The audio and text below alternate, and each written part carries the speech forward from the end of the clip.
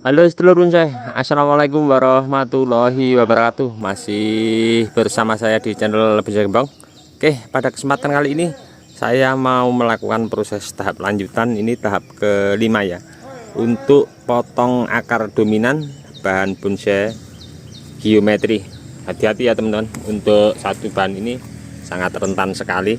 Ini karena jenis ini daunnya sangat kecil sekali ya. Tentunya untuk pembesaran batangnya juga sangat lama sekali dibanding untuk jenis bahan bonsai yang lainnya, apalagi dibanding dengan jenis ficus ataupun waru. Di sini 1 bulan yang lalu saya lakukan pemotongan akar di sebelah sana ya. Ini ada 5 akar yang sudah saya potong. Nah, ini di sini saya akan cek. Wah, nah di sini saya lakukan teknik V ya untuk pemotongan. Saya akan lakukan pengecekan akar dulu untuk sudah mampu atau belum untuk keempat akar yang saya potong secara bertahap. Kemarin sore sebenarnya sudah saya cek ya, dan sepertinya sudah mampu, tapi akan saya tunjukkan untuk teman-teman contohnya seperti apa untuk pengepresan tahap keempat, dan ini akan saya lakukan tahap kelima ya. Terlihat di sini akarnya sudah ada 1 yang keluar ya.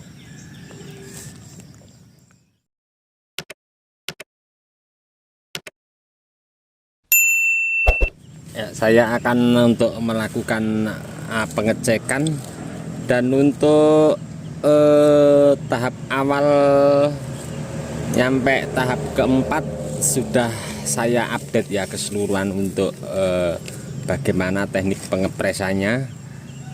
Teman-teman nanti bisa simak di bawah deskripsi linknya untuk videonya. Saya juga sudah berbagi untuk teman-teman. Pas banget semalam saya update bahan bonsai waru, ada komen di bawah deskripsi minta di review ulang atau untuk dibikinkan video untuk bahan bonsai geometri ini. Terlihat ya akarnya, ini belum saya lakukan untuk pengurangan akar lagi karena ini batangnya ya tidak terlalu besar ya, tapi lumayan ya untuk ukuran geometri seperti ini. Ini dulu soalnya dari kecil juga sepuntung rokok, sudah hampir berusia 4 tahun kurang sedikit ya, kurang lebihnya 4 tahun ya, karena perkembangannya memang sangat lama sekali untuk bahan satu ini. Oke, saya akan langsung lakukan pengecekan akar yang di sebelah sana. Sudah lumayan ya ini akarnya, sudah banyak tentunya di atas, apalagi yang di bawah ya. Kita cek yang di sebelah sana ya untuk akarnya seperti apa. Oke, ini yang di sebelah sini ya, saya akan lakukan untuk pembongkaran, pengecekan dulu sebelum saya mau melakukan pemotongan. Nah, di sini terlihat ya akarnya sudah ada yang naik juga, nanti akan saya timbun untuk akar ini. Kita cek yang sebelah sini.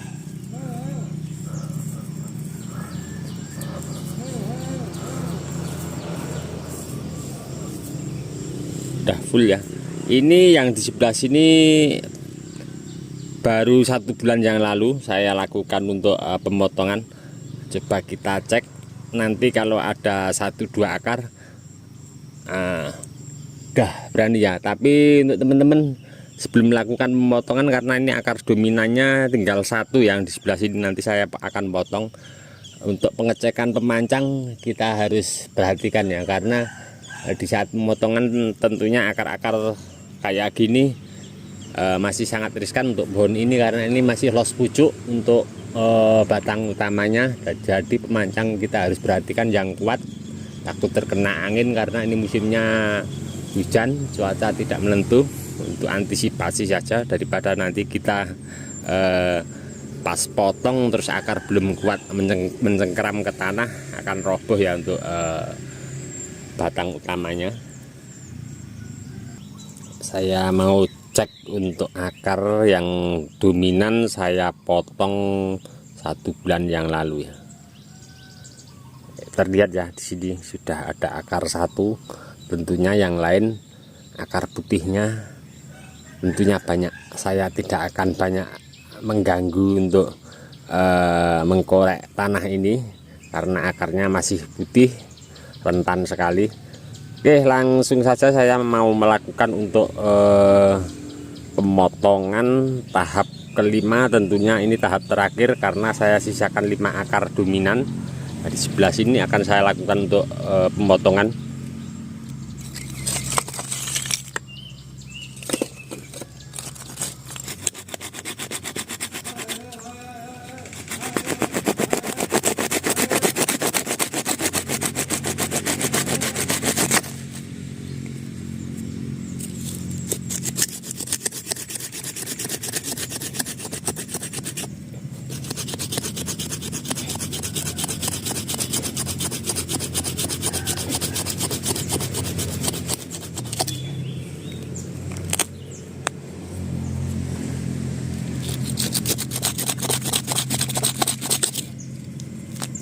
Selesai ya, kali ini sudah saya lakukan pemotongan akar dominan tahap yang terakhir. Terlihat ya, sebelum saya lakukan pemotongan tadi, saya teknik awalan pemotongan saya V, dan dulu pas teknik V sudah saya sikat bersih, kemudian saya kasih salp kambium, sudah kering, nampak akar tulang tengahnya tidak ada yang berjamur atau pecah atau keropos. Nah, terus saya tidak akan melakukan penyikatan lagi ini. Kenapa? Karena di sini sudah ada akar yang 2 akar yang keluar, kemudian kambium sudah mulai jalan, tanda-tanda akar sudah mulai tumbuh. Saya langsung akan melakukan untuk penimbunan.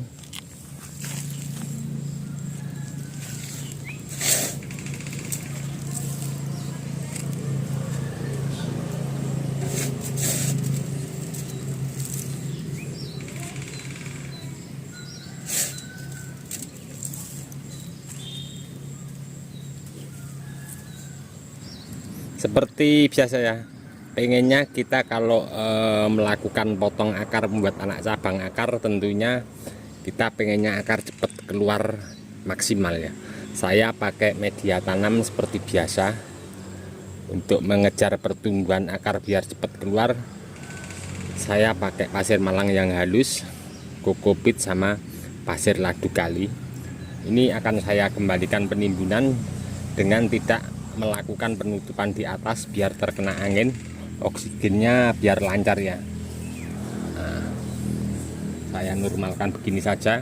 Tapi untuk yang bekas saya potong, saya press tadi, tetap akan saya lakukan penutupan pakai plastik bekas polybag untuk menjaga kelembapan air ini biar tidak cepat kering kalau terkena panas.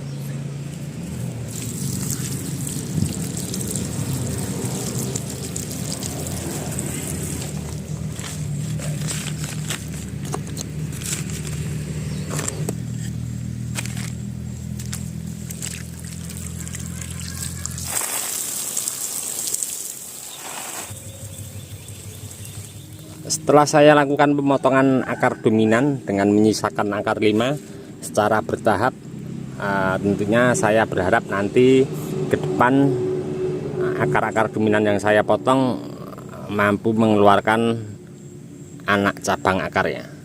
Nah, kita lihat untuk batang utama. Nah, nanti ke depan setelah akar dominan yang saya potong akarnya full seperti yang saya inginkan, insya Allah nanti akan saya pangkas di sini ya. Nanti untuk terusan ke atas ini lagi pengelosan, lumayan lama ya untuk jenis bahan ini, apalagi ini geometri ya. Untuk teman-teman tahu ya, untuk karakter ID bahan ini sangat lama sekali untuk pembesaran batangnya, bahkan sangat riskan sekali Kalau teman-teman ndak mau mencoba praktek langsung dan takut gagal, akan tidak tahu ya nanti karakter bahan ini seperti apa. Oke, nantikan terus untuk update bahan bonsai geometri ini. Untuk teman-teman yang mungkin baru menyimak mengikuti update bahan bonsai ini, sudah beberapa kali saya update. Nanti untuk pengerjaan bahan ini bisa simak teman-teman di bawah deskripsi. Keseluruhan pengerjaan pengepresan dari awal nyampe tahap kelima ini bisa simak, nanti saya lampirkan linknya di bawah deskripsi. Nantikan terus untuk update bahan bonsai ini. Untuk teman-teman yang selalu menyimak mensupport di video saya ucapkan banyak-banyak terima kasih. Tidak bisa saya sebutkan satu persatu, dan untuk teman-teman yang komen-komen di bawah deskripsi mungkin tidak bisa saya tanggapi satu persatu juga, saya mohon maaf, mungkin karena waktu juga keadaan. Cukup sekian dulu dari saya di channel Bonsai Gembong. Salam satu hobi, salam budidaya. Assalamualaikum warahmatullahi wabarakatuh.